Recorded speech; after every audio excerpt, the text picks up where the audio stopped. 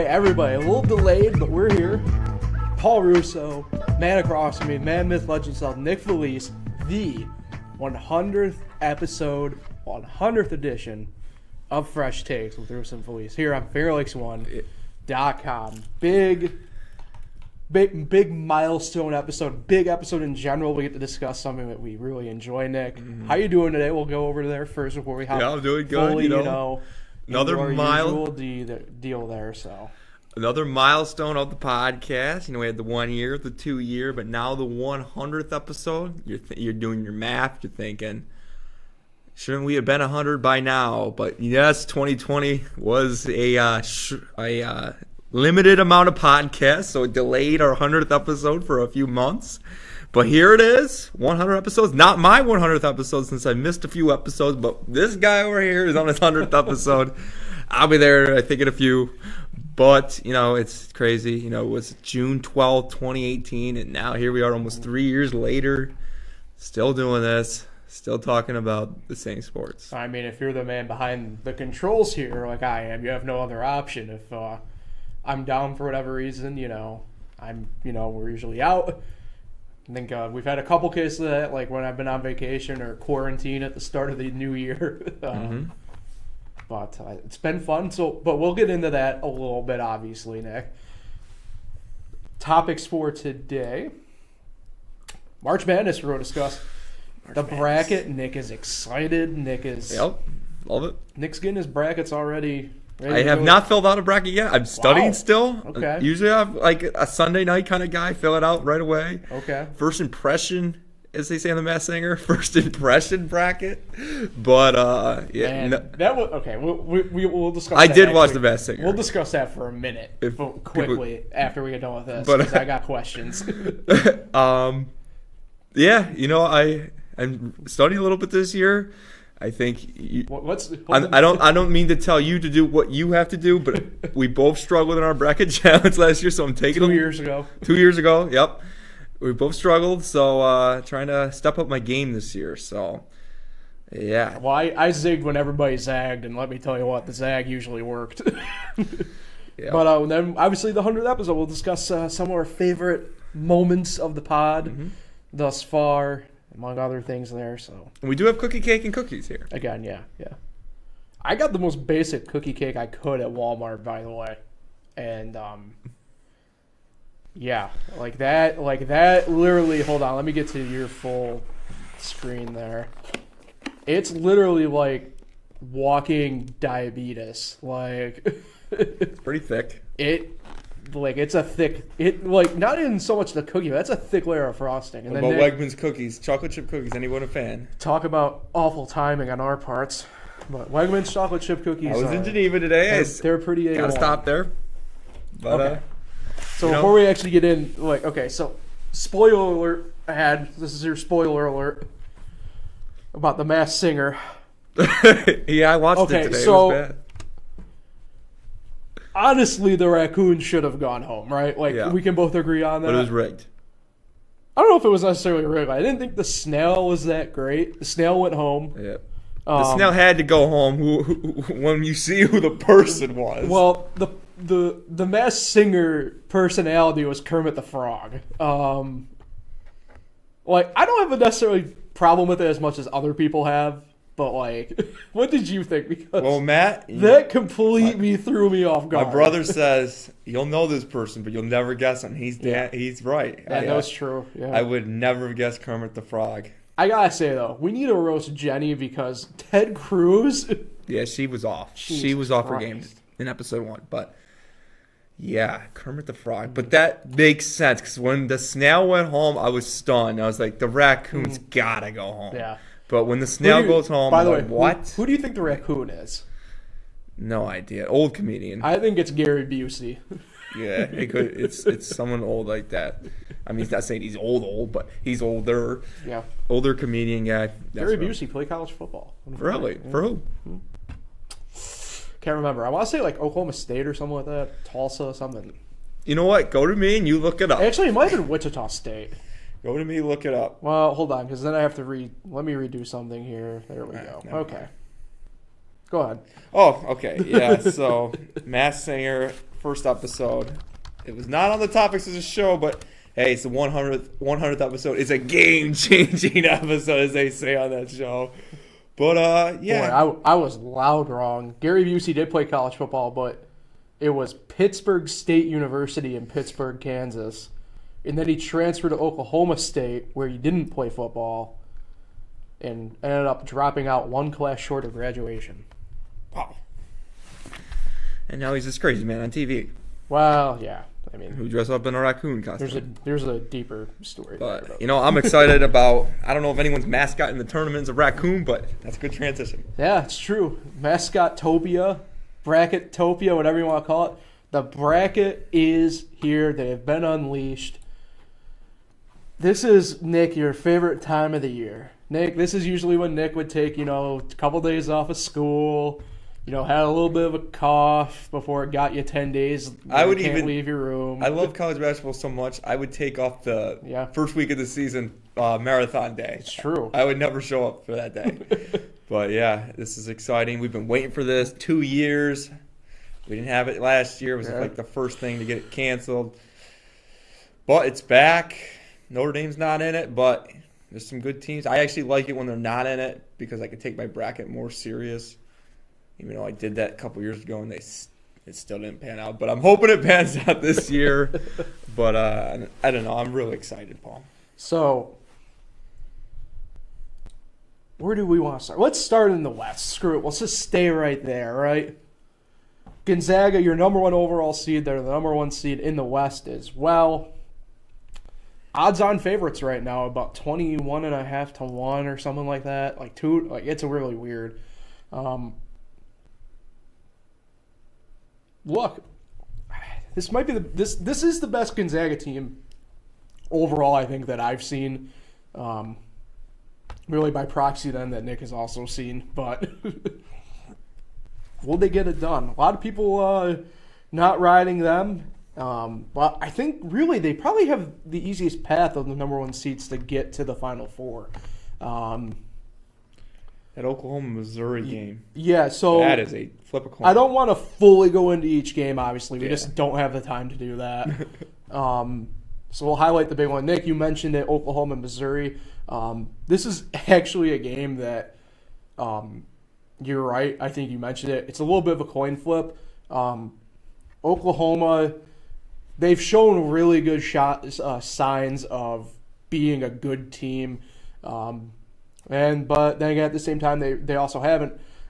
Whereas Missouri, as solid as they've been, they haven't done anything all year to really jump out at you overall. They've just been there. They've been consistent, which is key.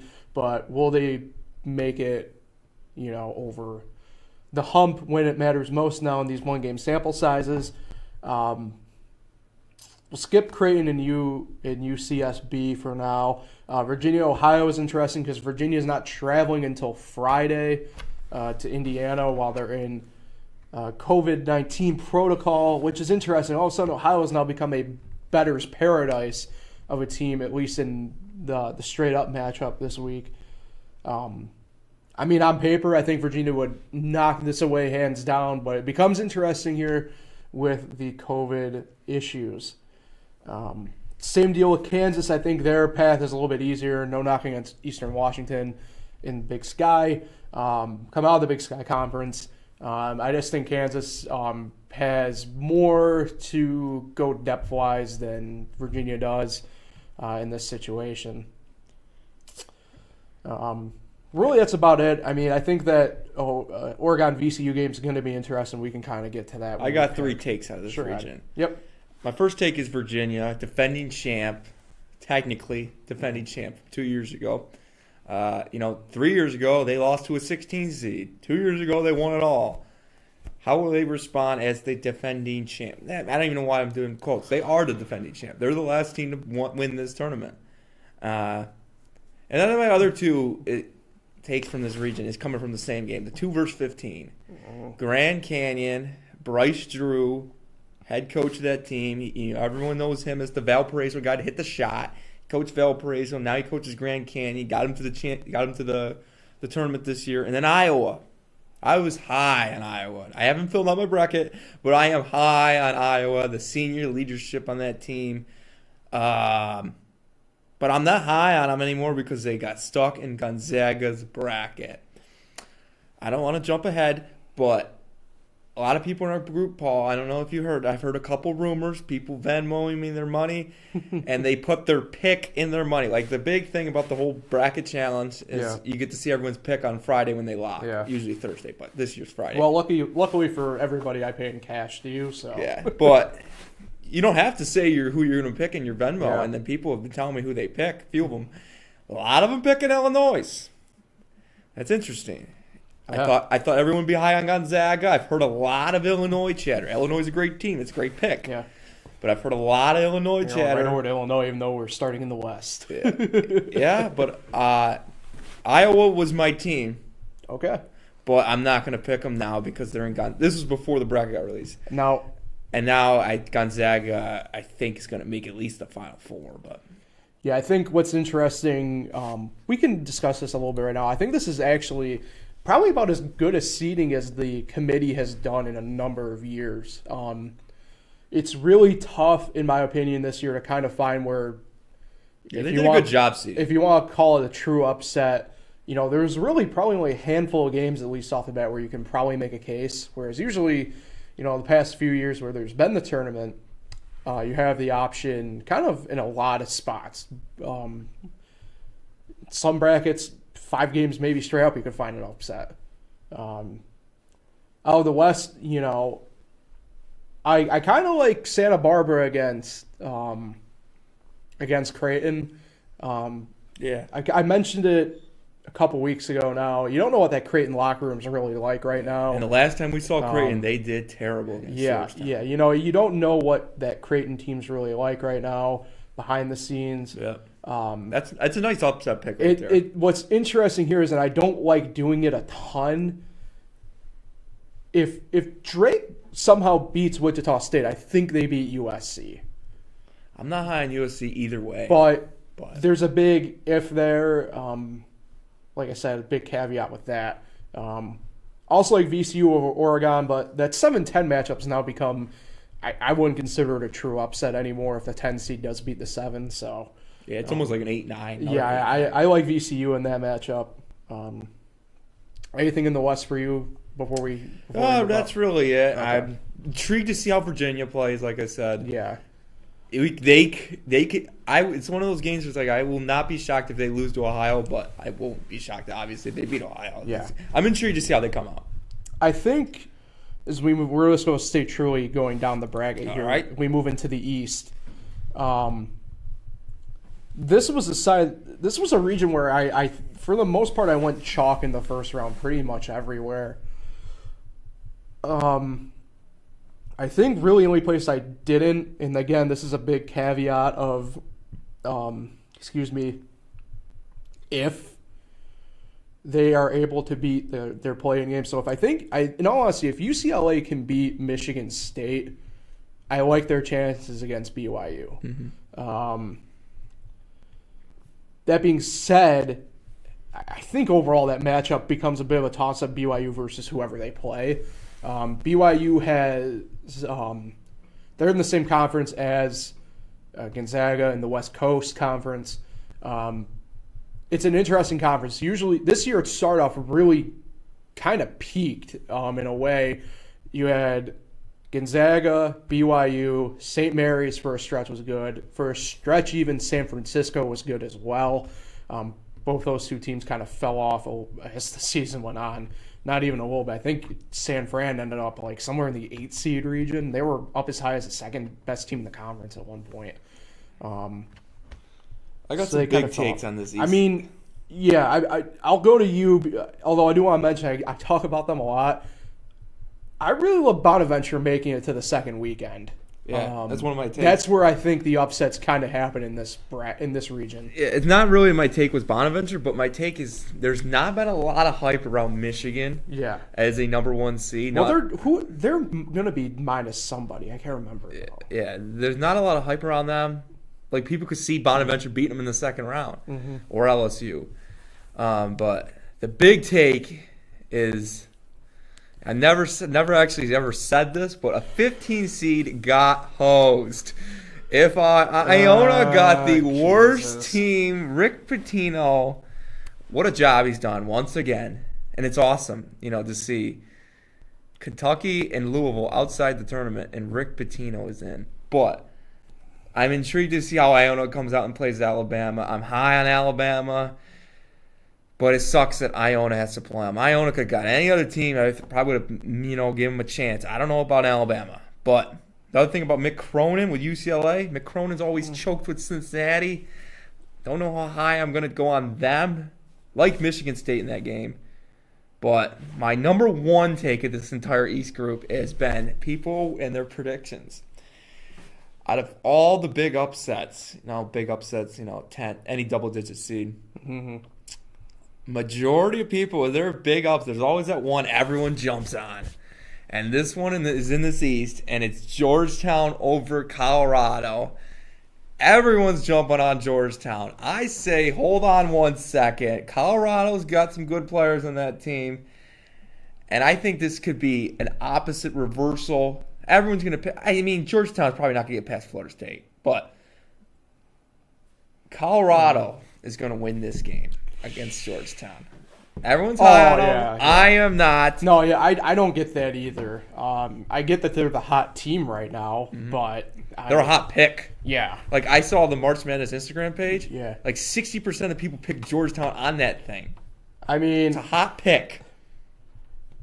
Colorado's a fairly quick team. They're kind of they're not, in my opinion, they're not like as athletic as Clemson, who I usually target as like that really one athletic team. They don't have really a great group of like maybe just pure basketball players, so they got a bunch of athletes out there. Colorado's kind of been like that in the Pac-12 the past couple of years in a way. Georgetown's just really, they don't play slow, but I mean, they've. Good story there. It was a miracle run, admittedly. Good story with Patrick Ewing getting it done in the Garden like that. Yeah, after not being able to get in. I want that crap. Are you kidding me? And you know me, I'm the biggest like Nick hater of all time. Like, how can you not let Patrick freaking Ewing in? Yeah. You don't want to discuss. It's okay. It's a story for another day. Yeah. But yeah. I think, like I said, the East appeared to be kind of like I said, the most chalk. You don't get really weird, I think, the first set of games as much as you do later on in the region. You look at Florida State like we looked at Virginia. Yeah. I am intrigued with these ACC teams. Yeah. How bad is this ACC, or how maybe they've been underrated this whole time? Well, when we get to our predictions, I will let you know. Georgia Tech, I don't know. I'm intrigued to see how these ACC teams do. So, in my opinion, the South is kind of your biggest toss-up region, at least to me. A lot of coin flip style, maybe not coin flip style games in essence. But like that North Carolina-Wisconsin game, flip a coin. I really do think Florida, Virginia Tech, toss a coin. Even Texas Tech and Utah State, I think is a coin flip game. You have three of them. You don't know what's going to really happen. You talk about hot picks. You want to know another hot pick I've seen pop up is the Villanova-Winthrop game. A lot of people are taking Winthrop. Look, I get that they score a lot. I get that they run and gun a lot, but this was a very down Southland conference this year. And Villanova's missing one of their key players. Yeah, look, I'm all for the upsets. I preferred the chaos of March Madness because it's just so cool seeing the emotion and stuff like that. But I think Winthrop is a bit of a fool's gold pick with that record. I trust Jay Wright, too. Yeah, I mean, this Villanova team, especially, like you said, Jay Wright, I mean, they do this every year. They get into the tournament, and to me, you can just lock them into the second week. Yeah. Purdue. That could be an upset. Yeah, I in the two brackets I've done so far, I haven't taken North Texas yet. North Texas coming out of the CUSA. God, again, I think it's certainly, I think, more of a toss-up than some other games in that, like, same seeding area. But I think when push comes to shove, I think Purdue is going to win that game. What'll be interesting is that Florida-Virginia Tech game. Mm-hmm. I do like Virginia Tech. I don't like Ohio State. I think they do beat Oral Roberts, but I don't think if they play Virginia Tech, I don't think they get by Virginia Tech. If they play Florida, I think they're able to get by Florida, but I think that's where their run ends. Are you high on these Big Ten teams? I'm very hit and miss on them this year. Haven't won a national championship since 2000. Yeah, again, in this year where it appears if you're good, you're good, and if you're not, you're not. And when it matters, it shows. I really do like Illinois. I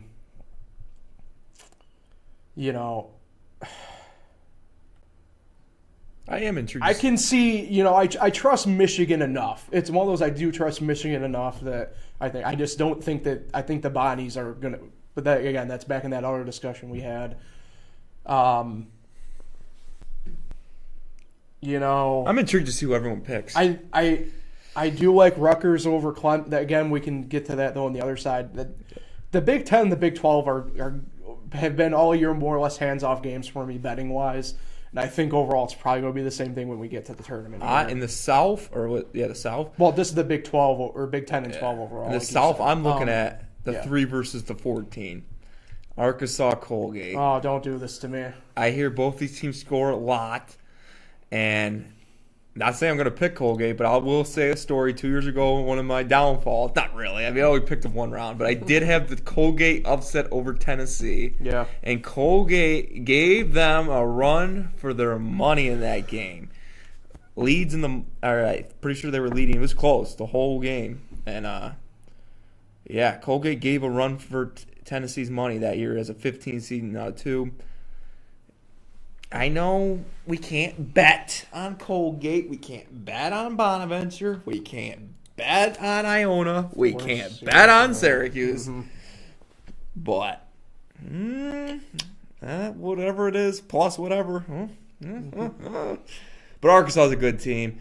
They did a good job this year.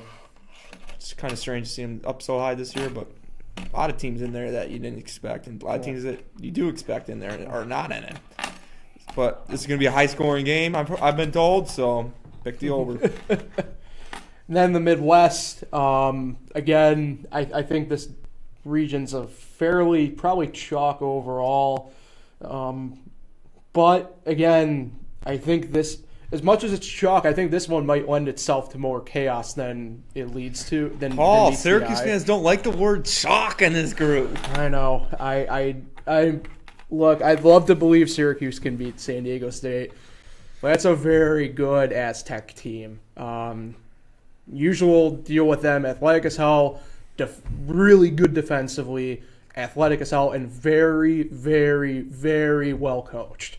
That lineage from the Fab 5 days in Michigan, go through that with Fisher. I'd love to see Syracuse win. Obviously, I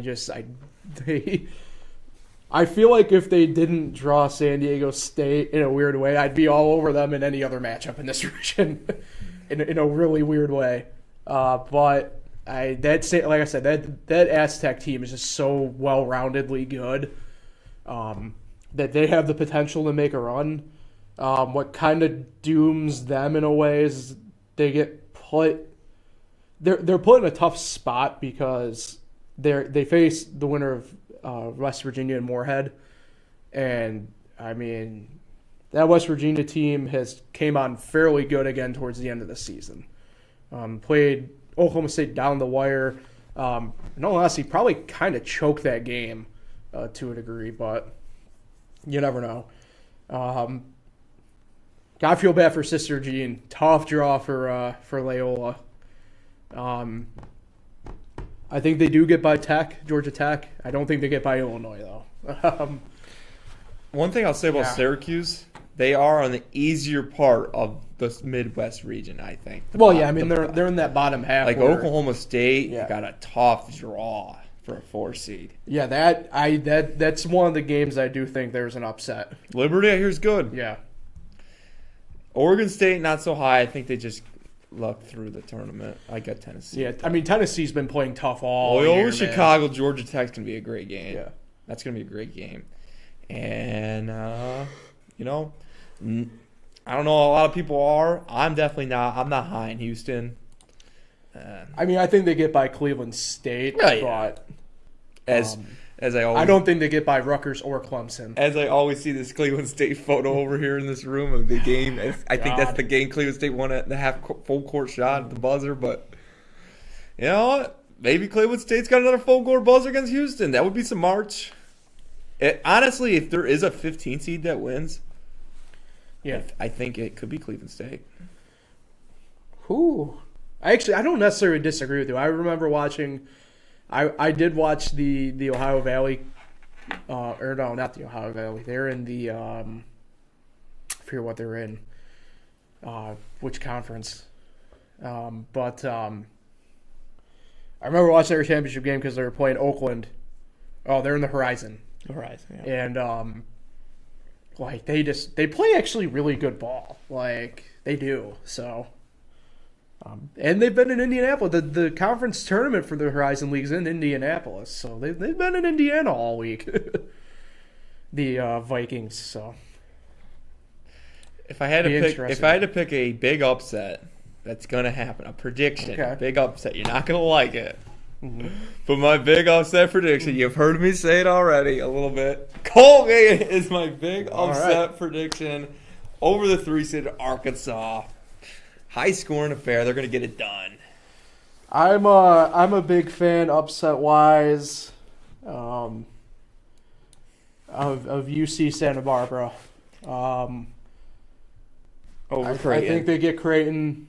And you want to know what? I think they have a legitimate shot of getting by Virginia if they have to play Virginia. I mean, they have a really good shot of getting by Ohio if it's somehow Ohio. It's like that UC Santa Barbara team. That's who I'm going with. Okay. Upset wise.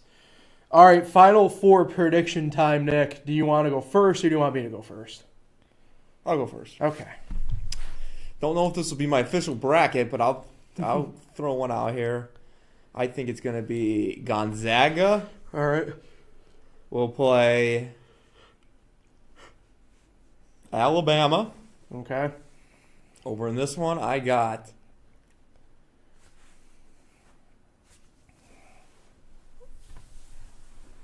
Ohio State versus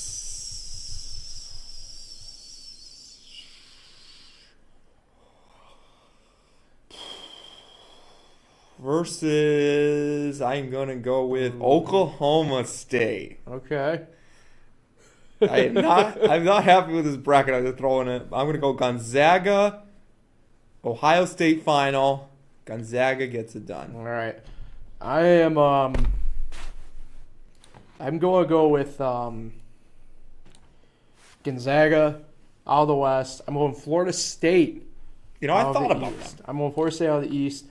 I'm going to go Arkansas out of the South and Illinois out of the Midwest. Your championship game, Illinois versus Florida State. I'm going to Illinois. Your national champion. So you're one of the Illinois guys. I'm going to Illinois. That's a good pick, man. But is it the one in ours? We'll find out on Friday at noon. But I think Illinois gets revenge for D. Brown's ghost. They got a good team. I think great coach. Yeah. That's Stephen F. Austin coach. Mm-hmm. Great guy. The Illini are this is probably the best Illini team in our lifetime. But that's what I'm in the early go 2000s. with. But yeah. Any other final thought? I will say this, not to obviously harp on it too much, but Abilene Christian's an interesting upset pick. Just to kind of look at in research, Texas Abilene Christian is one I'm going to tell before we move on. Who they playing? Texas. That's 14. It is the 3-14 matchup. Yep. So that's what I kind of think there. All right. Anything, Neff? Intrigued to see how Syracuse comes out mm-hmm. and the ACC in general. I know I touched on it, but I am intrigued to see how good they are. Speaking of the ACC, Louisville's the first team up in case somebody goes down. So. But the deadline was tonight at 6. Oh. And I haven't heard anything, so I think they're done. They're So not the even NIT they go. NIT's doing a 16-team bracket. Louisville didn't even go in it. Or Duke. Well, I mean, Duke had back problems. Yeah, their season's over. The CBI going on too, though. Who cares? All right, Nick. This is, as we've mentioned, a big milestone for us here. The 100th episode, the 100th edition, the 100th pod, whatever you want to call it, the big triple-digit number has been hit. Have we jumped the shark yet? Probably. I don't know. But 100th episode, a lot of fun moments, a lot of interesting moments on the pod. Always a blast when we have. It's been tough getting people in the studio, obviously. Schedules are still a bit wonky right now with COVID, obviously. But big thank you, especially to everybody who's come on and joined us over the past couple of years. Pat Russo, Matt Felice, Mike Bruno, Justin Hill, Jeremy Fredenberg, Josh Langley, Jim Spina, Harold Weber. I forgot about my man Web Dog. Andrew Lucchesi. It's been 2 years since we've just seen him. Steve Crisani. I forgot about your cousin Steve. And Justin Kiefer. Did you say Justin Kiefer? Justin Kiefer on Zoom. That's true. That's right. I think that's Forgot it. about them. I'm sorry if we forgot someone, but I think that's it. Yeah. But it's been a blast having them on. Hopefully get everybody in some way, shape, or form back on again in the future. Obviously, some are going to be a bit tougher than others. I know. I mean, we got Andrew, for instance, stuck in China still. Hopefully someday I do one with Jim Spina. Yeah, that's true. Jim now out of state. Lucky man escaped. I remember how nervous I was the first podcast. Yeah, I was about to say, it's been a wild and interesting trip. Now it's just a breeze. Just coming in. I mean, you were nervous. I was nervous as hosting. I think that first episode was clunky as hell. Mm-hmm. I'd like to go back and watch it. Had a little bit of help at the time by Zach. I don't know where he's at now, but yeah, he helped us out. It was good. He was a good kid. While we're thinking, everybody, big thanks to Jim Spina. Oh my god. Yeah, good. Thank you, Jim Spina. Oh man, there we go. Jim Senecrovi. For bringing us on, dragging us out of the den. Yeah. Didn't take Putting us on the big light there. But, yeah, we've been around for a while now. It's weird when you think about it. Well, for the first, 2 years there, we were 10 p.m. At least we got this 9 o'clock show now. 10 p.m. we used to go for, and that probably won't change anytime soon. I thought it was cool when the pandemic hit. We actually got to do some afternoon show. The cool part. I was unemployed. The cool part is we got to do some afternoon shows. I thought that was cool. Yeah. Got to hear the train. Still hear it every now and then. I feel like I've never done a show in room temperature. It's either been really hot or really cold. About to say, even right now it's kind of cold a little bit. Yep. I remember we used to talk about pop culture. We still do every now and then when there's something, Yeah. I remember we try to get a show every time, but... thanks for coming on, everybody. Got it. I'll toss it to you. Do you have any particular... We'll go with, any, favorite moments first here. Any favorite moments for you? I thought getting Harold Weber on was pretty cool. No offense to any of our friends, but he was actually, a legit guest. Yeah. And so that was pretty cool. Mm-hmm. Justin Kiefer was a legit guest. He's assistant coach. Even though we kind of lost him in technology space there. Yeah, Andrew was a cool guest. Yeah. China, get his take around there. Yeah. Steve, Matt, and Pat. Gotta get them back on. It's been a while since we've seen those two, but they used to be It used to be nice when we get Pat on every month, but haven't had him in a while. But hopefully he comes back. Favorite moment though. If just anyone, it doesn't have to be your favorite, but. I like the one episode where you started off like Chris Russo. I thought that was funny. Yeah. I don't know what episode that was, but I always like the football episodes where we make our picks for the week. I like those. Why? Why? You sound like Wario when you do. Why? I like our special episodes when we do a baseball preview. Yeah, episode. that's coming up though. That's coming up in probably really couple weeks. Maybe not next week. I'm about to say, I mean, we probably should do it next week, but I don't know. We could do it in 2 weeks, but I like those episodes, like the fantasy episode. Just like this episode was March Madness, pretty much. That was pretty cool. I don't know. The year anniversary ones are cool. The holiday ones. We have to dress up for Halloween one this year. We did it the first year. We haven't done it in 2 years, but we'll do it again. But it's always a good time. I don't know. A lot of good memories. 100 episodes. And on to the next 100, I guess. Yeah. Wait to eat this cookie cake. So yeah, I mean, I think guest wise, not anybody else, but having the dog in here was really cool because I mean he, and I mean this as a compliment, not whatever, but I mean he's seen pretty much like it all, right? Like so it was really cool to have him in. Especially it was like a 10 p.m. show. But getting him in was really cool. Just hearing him and his thoughts and everything too was really cool because, like I said, I mean he's seen a lot. I mean he knows his stuff, right? It's not like when we get. It's not like I don't mean this as like a knock on any artist. It's not like when it's just me, you, and whether it's Pat or Matt, just like being like, yeah, I'm putting Pete Carroll on the hot seat. You know what I mean? Like. So that's cool. Yeah, the Chris Russo thing was funny because we had just joked about it, pretty much coming in because High Heat was coming back on because it was like the start of the baseball season. It's like I love how you start every commercial. It's like, oh, come on, everybody, and and just recently, you pretty much it wasn't like a dare. We were like, you won't do that. I'm like, okay. Yeah, well. And just recently, we had the episode where the music didn't work. Yeah, the music, nothing, yeah. And then you got to remember the episode that wasn't live. Remember that?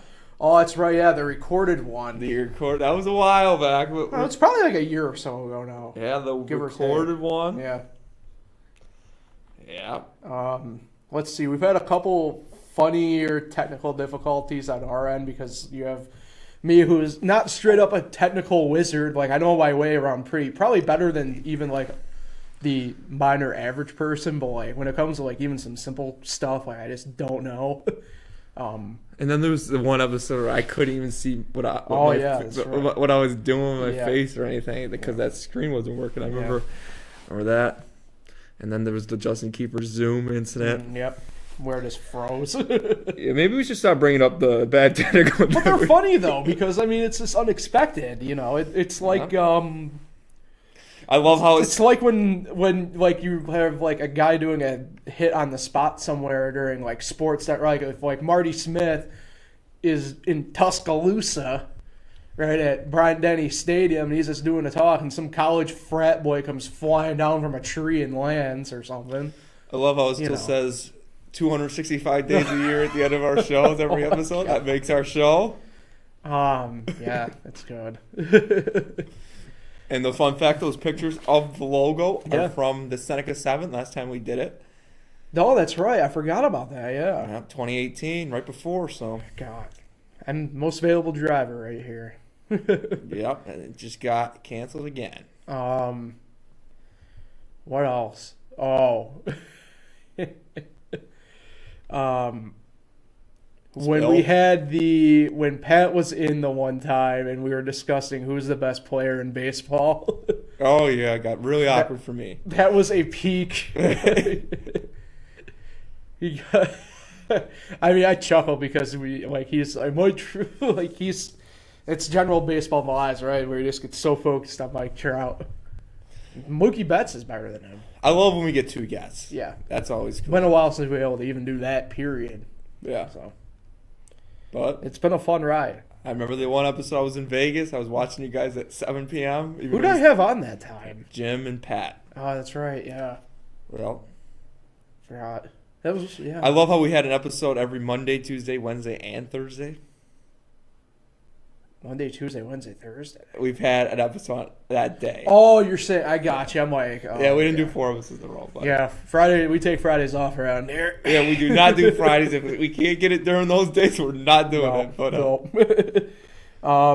Maybe not so necessarily podcast, but it's pretty cool. This podcast has definitely led for us, though, because being able to do the high school games, it's kind of opened up a little bit of a door of a possible opportunity. We won't go into detail exactly there, but I remember the one time. But it's pretty cool having different opportunities that I don't think either of us really expected to happen occur because of this podcast. I always remember driving in the summer. This little kid, he was doing a car wash. He had to sign up, and he said, "Hey, I watch your podcast." I do it for the fans.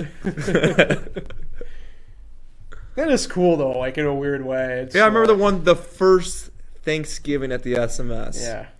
We were getting all that love. It was like the 2018 Yeah. Thanksgiving. We were getting all that love. It was like, when's the next podcast? Like people actually watch. Like, yep. It's been a fun ride, and I, admittedly, I don't want to get morbid here. I don't know what the next, if there is 100 after this, look like, right? I don't know how many more we got left in the tank. Life works in mysterious ways, right? Mm-hmm. But we hope to be with you for like a few more at the very least. And I kind of keep thinking it to myself every time we do one. It's like this is crazy, right? And a cool moment that you guys don't hear is before every show, Paul always says the mics are hot. Oh. It's a cool saying that he has. He does it before every show. I mean, that's what he they tells us to be are. quiet. Anyone who's in here, usually just me, but the mics are hot. That's a saying, and you guys don't hear it, but. What's cool is you guys also don't see like the stuff behind the scenes. Like Nick's probably the biggest cheerleader ever. Always good show. It doesn't matter even if it's like an awful show. It's always great show. Good job. Yep. It is. It's a good show. And it really has been a fun journey with this. I don't think even when we kind of started, when you were the one doing the bulk of the work, that we would probably be 100 episodes in, or 100, whatever you want to call it in. Like, it's nuts. It really is crazy when you think about it. The amount of sports stuff that's happened in the past, really now 3 years since we kind of got the ball rolling on this, that we've been able to talk and you people have listened and watched, like, it's crazy. And it's my life too, Yeah. I was just a year out of college when I started this. Now it's been 4 years. Yeah. So a lot has changed with me. Yeah, I mean, it's crazy. Like I said, I mean, and we can't probably go into detail, but like even the opportunities that you do know about, like covering the games here locally in the Wayne Finger Lakes, that, I mean, you can say what you want, but we're doing something that we look up to people like, we're doing something that Mike Breen does and Clyde Frazier do. Like, that's pretty cool. Yeah. When you think about it in and of itself like that. So this podcast has opened up a lot of doors. Thanks everybody who's come on. Jim Senacropi for taking the chance on a couple of knuckleheads. Let's be honest. Yes. Allowing the mics to be stuck in our faces and coming in late at night. Yep. Seriously, it's been a fun journey. Show the cookie cake and cookies off again one time for the people, Nick. Wegmans cookies. Yeah, that's right. Well, I don't know how much they are. Not much. This cake from, I'm assuming, Walmart? Correct. The basic one, even though it's all frosting. Yes. Good stuff right here. I wish you were here. We did have people lined up. We do have a couch over here. Let's get some live studio audience one of these days. Nick, I will keep it on you as that pretty much wraps up the pod for the day. Thanks, everybody, for tuning in. Who are you shouting out? You know who I'm shouting out. Jim Senacropi, once again. I've shouted him out probably plenty of times, but yes, thanks for the 100 episodes of this podcast. And the next 100 awaits, like Paul said. Yeah. So thank you, Jim. Shout out. All right. If you guys haven't already, like, share, subscribe, all the fun stuff that makes Finger Lakes 1 go round. We will catch you guys next week right here. Fresh Takes Podcast, Russo and Felice. Wear your mask still, people.